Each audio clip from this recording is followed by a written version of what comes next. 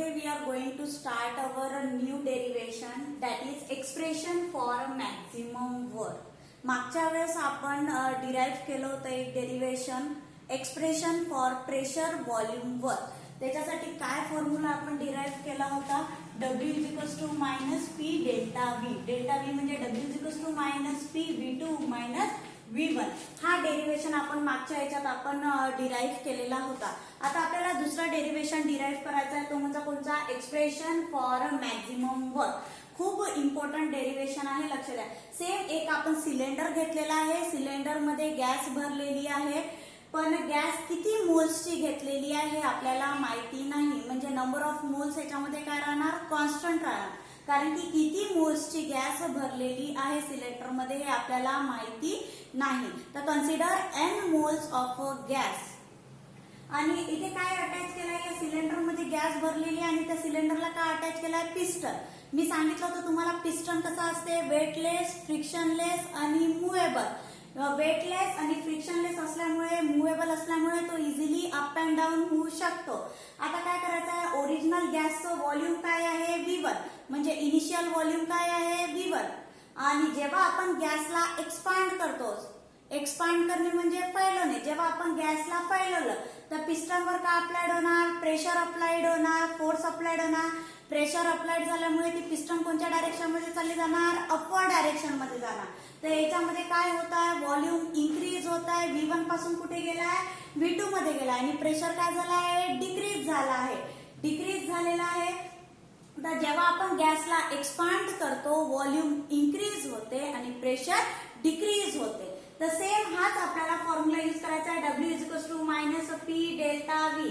पण इथे D, small dw आणि dv. स्मॉल d म्हणजे काय होते? Small change in. काय होते? Small change in. Small d म्हणजे काय होते? Small change in. dw म्हणजे काय होणार? Small change in work done. dv म्हणजे काय होणार? Small change in volume. लक्षात आलं? इथे काय होत आहे? व्हॉल्यूम चेंज होत आहे, व्हॉल्यूम मध्ये फरक पडत आहे. जेव्हा आपण गॅसला एक्सपांड करत आहोत, गॅस काय होत आहे? इनिशियल व्हॉल्यूम पासून कुठे गेलेली आहे? फायनल व्हॉल्यूम मध्ये. म्हणजे याच्यामध्ये व्हॉल्यूम काय होत आहे? चेंज होत आहे. व्हॉल्यूम चेंज असल्यामुळे त्याचा वर्क पण काय होत आहे?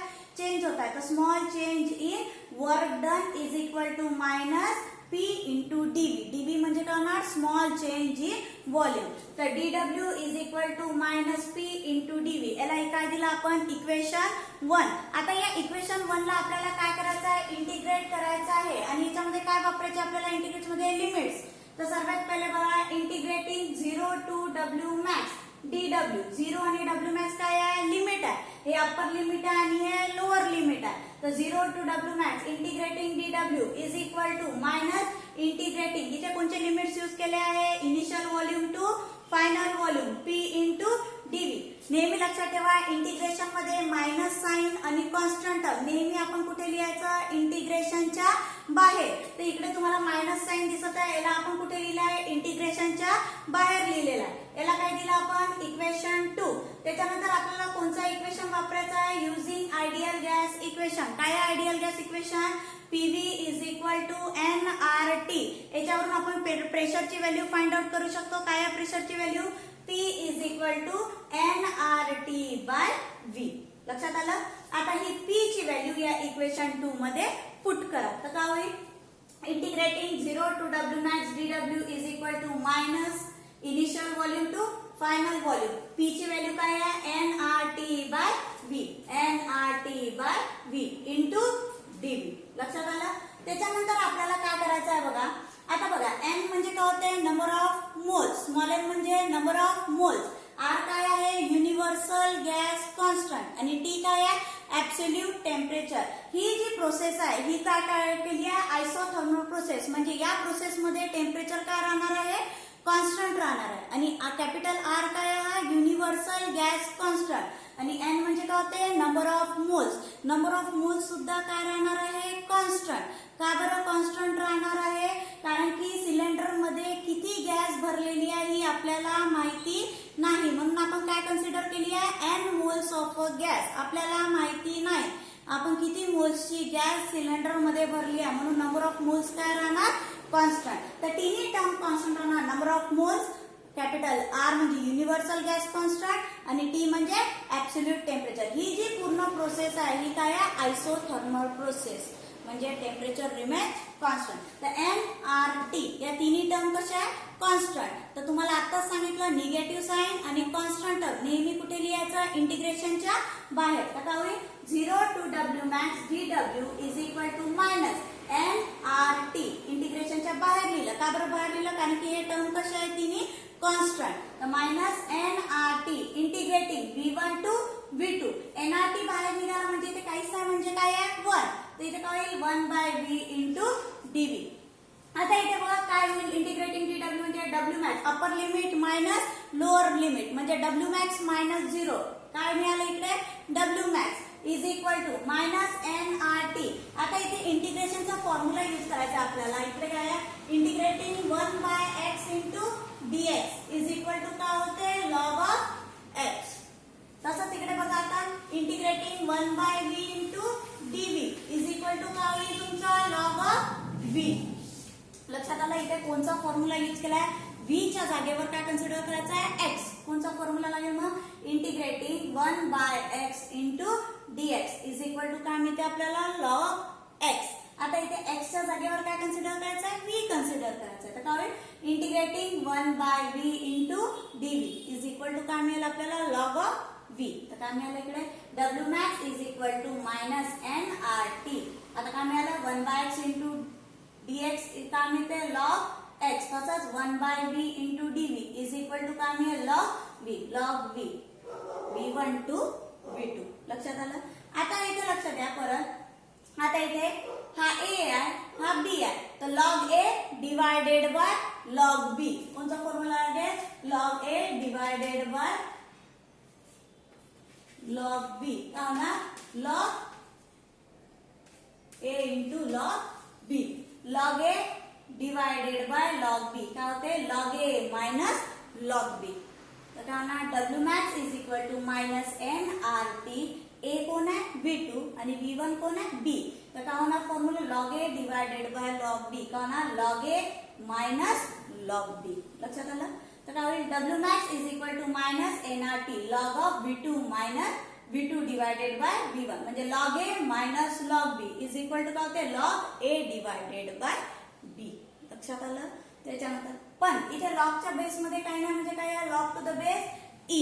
log to the base E ची व्हॅल्यू काय असते, 2.303 log to the base 10. log E ला कशामध्ये कन्वर्ट करायचं आहे, log टू द बेस 10. तर काय होणार मग इकडे, W max is equal to 2.303 constant term आहे, तर कॉन्स्टंटच्या जवळ लिहिली आहे minus 2.303 nRT log to the base 10 V2 divided by V1. लक्षात आलं. मग त्याचा हा एक फॉर्म्युला डिराइव्ह झालेला आहे व्हॉल्यूम साठी. त्याच्यानंतर अकॉर्डिंग टू बॉयल्स लॉ, काय आहे Boyle's law, pressure is inversely proportional to volume. त्याला कसं रिप्रेझेंट करतो आपण, P1 V1 is equal to P2 V2. तर काय होणार, P1 divided by P2 is equal to V2 divided by V1. तर V2 बाय V1 च्या जागेवर काय टाकू शकतो आपण, P1 बाय P2. तर कोणता फॉर्म्युला तयार झाला, W max is equal to minus 2.303 nRT log to the base 10 P1 divided by P2. लक्षात आलं. परत एकदा सांगत आहे, लक्ष द्या. dW is equal to minus P into dV. Small d म्हणजे काय सांगितलं, change in, small change in. W म्हणजे वर्क डन. तर dW म्हणजे काय होईल, small change in work done. आणि dV म्हणजे काय होते, स्मॉल चेंज इन व्हॉल्यूम. तर dW is equal to minus P into dV. याला इक्वेशन 1 द्या. मग काय करायचं आहे, इक्वेशन 1 ला काय करायचं आहे, इंटिग्रेट करायचं आहे बिटवीन द लिमिट्स. बघा इंटिग्रेटिंग कोणता, dW साठी कोणता लिमिट वापरला आहे, 0 to W max. Integrating dW is equal to, मी काय सांगितलं इंटिग्रेशन मध्ये मायनस साइन आणि कॉन्स्टंट टर्म कुठे लिहायचं, इंटिग्रेशनच्या बाहेर. तर काय होणार इकडे, मायनस मायनस लिहिलं इंटिग्रेशनच्या बाहेर. कोणती लिमिट यूज केले, V1 टू V2. उरलं काय, P इंटू dV. याला इक्वेशन 2 दिलं.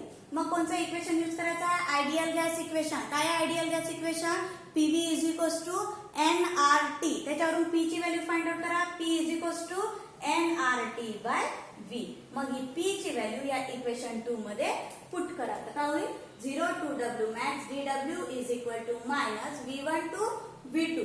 P ची व्हॅल्यू काय आहे, nRT by V. nRT by V into dV. लक्षात आलं.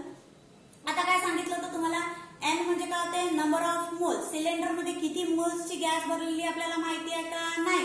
तर नंबर ऑफ मोल्स काय राहणार तुमचा, कॉन्स्टंट. आर हा काय आहे, युनिव्हर्सल गॅस कॉन्स्टंट. आणि टी काय आहे, ऍब्सोल्यूट टेम्परेचर. ही जी प्रोसेस कॅरीड आउट झालेली आहे ही कशी आहे, आयसोथर्मल आहे. आयसोथर्मल म्हणजे टेम्परेचर रिमेन कॉन्स्टंट. म्हणजे या तिन्ही टर्म एन आर टी या तिन्ही टर्म कशा राहणार आहे, कॉन्स्टंट. म्हणून त्याला कुठे लिहिलं आहे, इंटिग्रेशनच्या बाहेर. तर काय होणार, 0 to W max dw is equal to minus n R T. या तिन्ही टर्म कॉन्स्टंट असल्यामुळे कुठे लिहिलं, इंटिग्रेशनच्या बाहेर. आता उरलं काय, इंटिग्रेटिंग v1 टू v2. इथे काहीच नाही म्हणजे काय आहे, 1. तर काय उरलं, 1/v इंटू डीव्ही. लक्षात आलं. आता इथे फॉर्म्युला लावायचा, upper limit minus lower limit म्हणजे डब्ल्यू मॅक्स मायनस 0. तर काय उरलं, W max. W max is equal to minus n R T. आता इथे बघा, इंटिग्रेशनचा फॉर्म्युला लावायचा आपल्याला, integrating 1/x into dx is equal to काय मिळते आपल्याला, लॉग ऑफ x. हे बघा इकडे काय होईल, 1/v into dV is equal to काय मिळेल, लॉग v. काय मिळालं आपल्याला, लॉग v. इथे v1 टू v2. लक्षात आलं. आता इथे परत एक फॉर्म्युला यूज करायचा आहे. आता v2 ला a कन्सिडर करा आणि v1 ला b कन्सिडर करा. हे दोन्ही टर्म तुम्हाला डिवाइड मध्ये दिसत आहे. तर इथे काय होणार, log a divided by log b. काय होणार, log a divided by log b. Log a minus log b. कोणता फॉर्म्युला लावणार, log a divided by log b. तर काय होणार, log a minus log b. a कोण आहे तुमचा, v2 आणि b कोण आहे तुमचा, v1. तर log of v2 minus log of v1. लक्षात आलं. त्याच्यानंतर बघा, W max is equal to minus n R T. आता परत log A minus log B, त्याचं उलट, log A minus log B. तर काय होईल, log A divided by B. A कोण आहे, v2 आणि बी कोण आहे, v1. आता इथे बघा, लॉगच्या बेस मध्ये काहीच नाही म्हणजे काय होते, log to the base e. इथे log to the base e ची व्हॅल्यू काय आहे, 2.303 लॉग टू द बेस 10. तर लॉग ई कशामध्ये कन्वर्ट करतो आपण, लॉग टू द बेस 10 मध्ये. तर 2.303 व्हॅल्यू काय आहे, कॉन्स्टंट. त्याला कॉन्स्टंटच्या बाजूला लिहायचं. तर काय होईल, W max is equal to minus 2.303 n R T. Log e कशामध्ये कन्वर्ट झाला, log to the base 10 v2 divided by v1. लक्षात आला. हा एक फॉर्म्युला. त्याच्यानंतर कोणता लॉ लावायचा आपल्याला, बॉइल्स लॉ. काय Boyle's law, pressure is inversely proportional to volume. त्याला कसं रिप्रेझेंट करतो आपण, P1 V1 is equal to P2 V2. तर P1 डिवायडेड बाय P2 केलं तर काय होईल, V2 डिवायडेड बाय V1. तर इथे V2 बाय V1 च्या जागेवर कोणची व्हॅल्यू पुट करू शकता आपण, P1 बाय P2. हा एक फॉर्म्युला तयार झाला. लक्षात आला. हा डेरिव्हेशन एकदा बघा, नाही समजलं